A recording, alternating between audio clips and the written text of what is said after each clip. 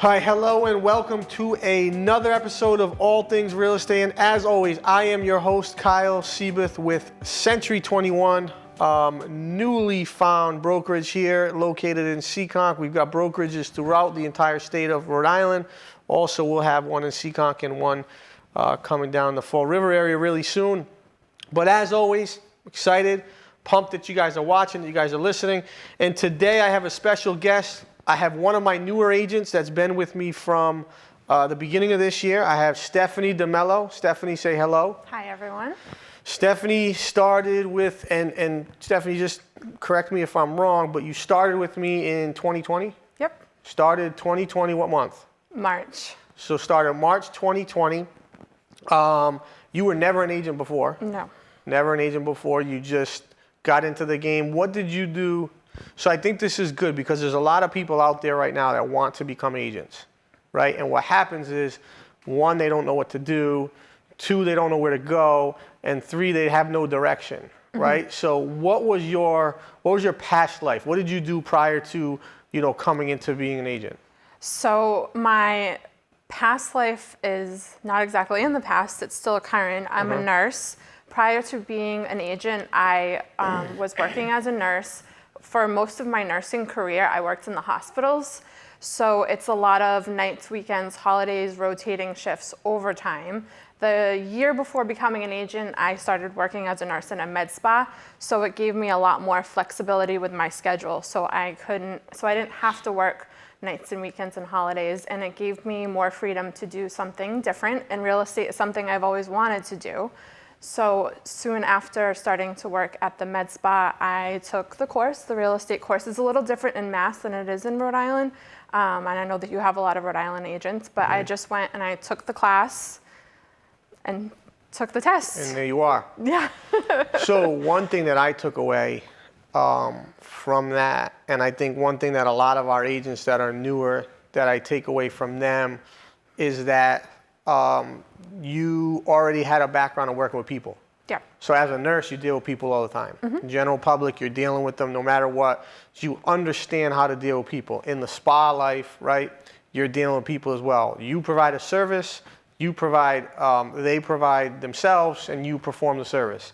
And if you do a good job, what happens? Then they're happy, they tell their family, their friends, and... If you do a good job, they refer you out. Yes. Real estate. We work with the general public.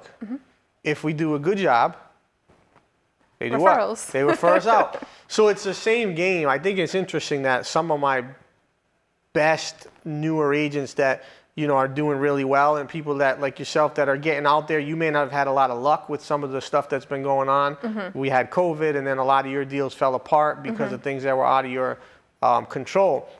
But I think it's important that we understand that the people that do really well are the ones that have that background in service. Yeah. And that really can understand, like, hey, look, I'm working with the general public on a regular basis, and we have to treat them with a certain type of respect. We have to treat them with a certain demeanor, and we have to understand that all public people are not the same. Right. Right? Every person has a different want, need, and desire. It's our job as the real estate agent to help them out. Right? So you've been in real estate since March. What are the things that you like the most? What do you like the most about real estate? I like meeting all different types of people. I like learning about things that I never knew about, and I just like being out and about. If someone wants to go see a house and it's an hour and away, I don't care. I'm like, let's go see it. I just like exploring like different properties, different types of houses, the really, really nice ones from the ones that I'm not sure if the floor is even gonna hold me. It's a lot of fun, and it's a happy thing. You're helping people buy a house, whereas my whole career as a nurse, even though it's helping people, it's usually the reason why they come to you is for something that's not so happy. So it's nice to be on a different side of it.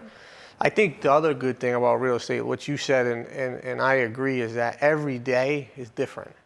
Like, you don't come in like, and you're still doing this part-time, right? Because you're still doing your nursing and you're doing this part-time. But when you're a nurse, you kind of go to the same place every day. You do what you do. Now, there's going to be different things that happen, but you're ultimately in the same location every single day. With this, At the end of the day, every day is different in the sense that you may be in Fairhaven today, you may be in Providence tomorrow, you may be in a condo the next day, and then you may be in a really crappy house the next day after that, right? I mean, Right. you've been in, I mean, how many houses would you say you go in on a week?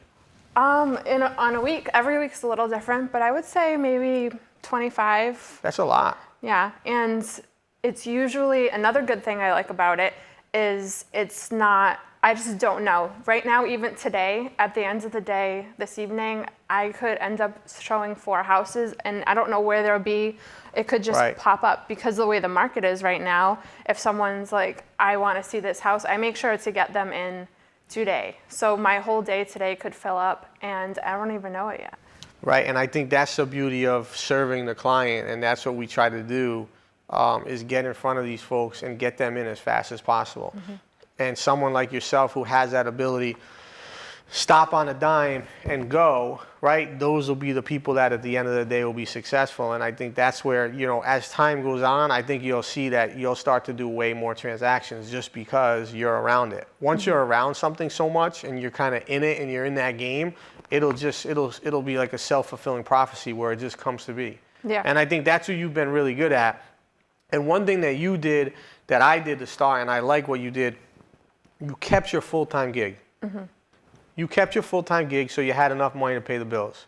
Right. There was a little pause with coronavirus, but yes, you're back. I'm still a nurse. But now you're back, Yep. which is nice. So now, like, you don't have that pressure where you have to go out and sell 50 houses or 20 houses a year to make ends meet. So you truly can do this from the standpoint of, hey, look, let's help the client. Let's be as great as we can and a service provider for the client so they can find what they want. Right. Right? Ultimately, that's kind of where you're at, right? Right. It's not driven at all by I need to make a sale, I need to make Right. a sale. That has literally nothing to do with it. I just want them to be in the house that they love.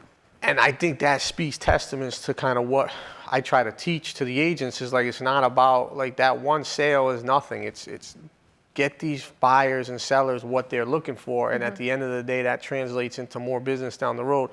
Now, to put it in perspective, I don't know if I ever told you this, but my first year, how many deals do you think I did? I feel like I know this.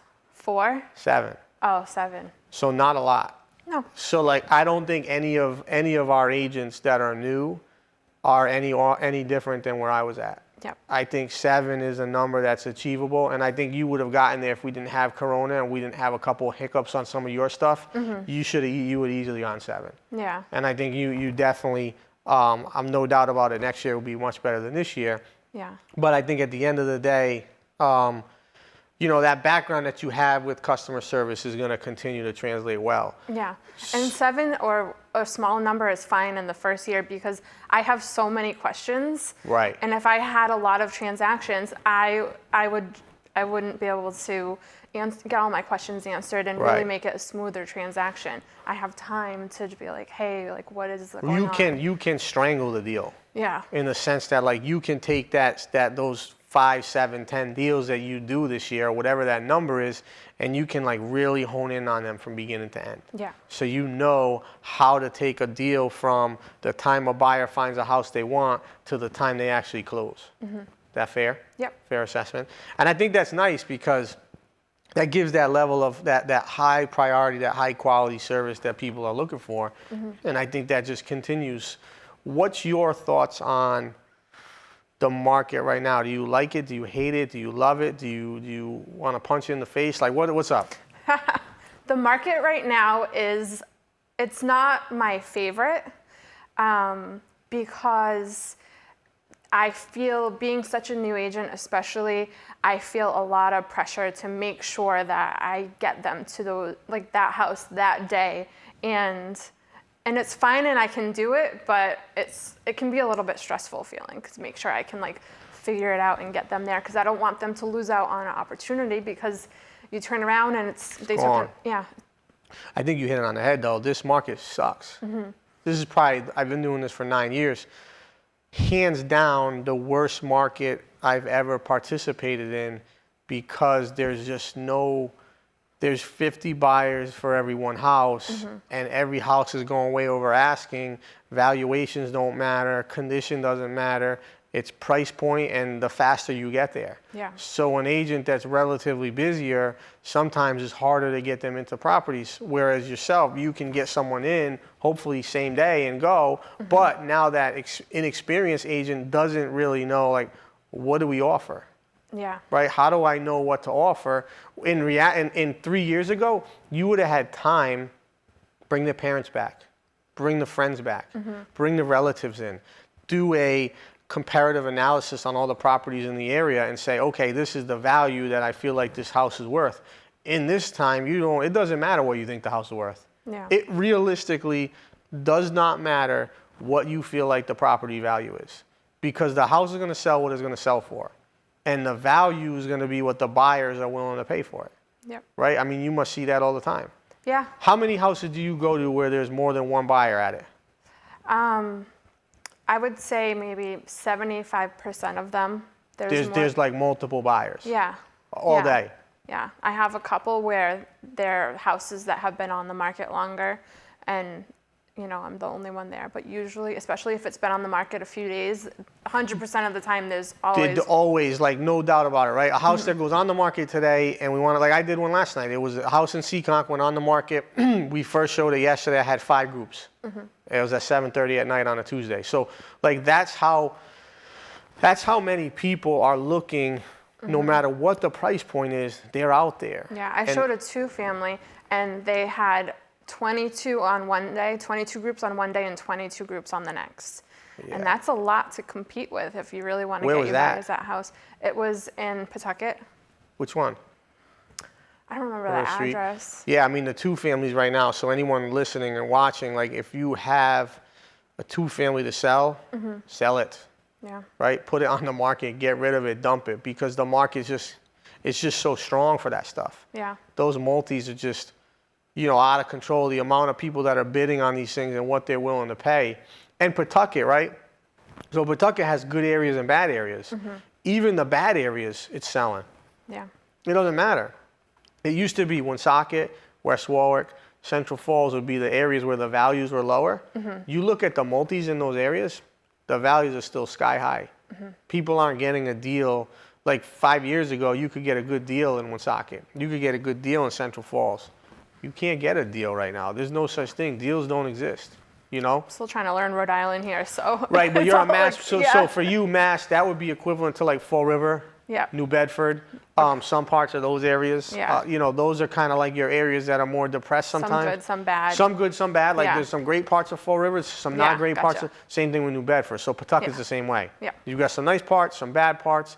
But I think at the end of the day, it's important as agents that we understand that if our client gets the property and they overpay or they bid a bunch, they may not be able to get that money back. Right? Because you buy something right now, there's a really good chance you overpaid in the regular market.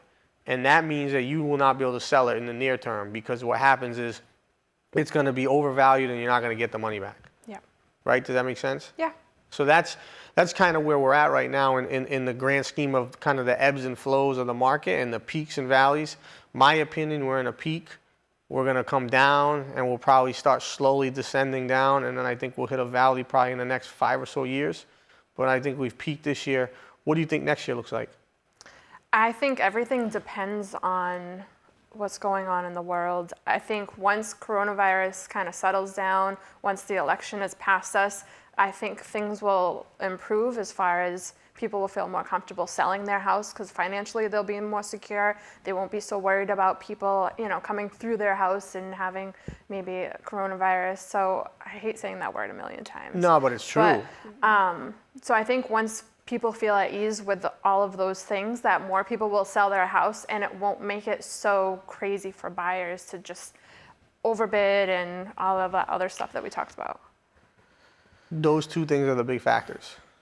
COVID-19, does it end? When does it end? What does that look like? Do we get a vaccine? Is this a hoax? Is this real? What is this? Right? When does this go away? A lot of people think that miraculously we'll have a vaccine after the election. I believe that too. So that means focusing on January 2021, I think we'll be in a pretty good position. Election, big factor. No matter what side of the table you're on, someone has to win, someone has to lose, that will impact how people proceed forward, right? And I think right now nobody knows what's going to happen. Right. I think half the people think the incumbent will win, half the people think the new gentleman will win. I don't know the answer to that. But my opinion, 2021 is going to be probably the hottest real estate market we've ever seen.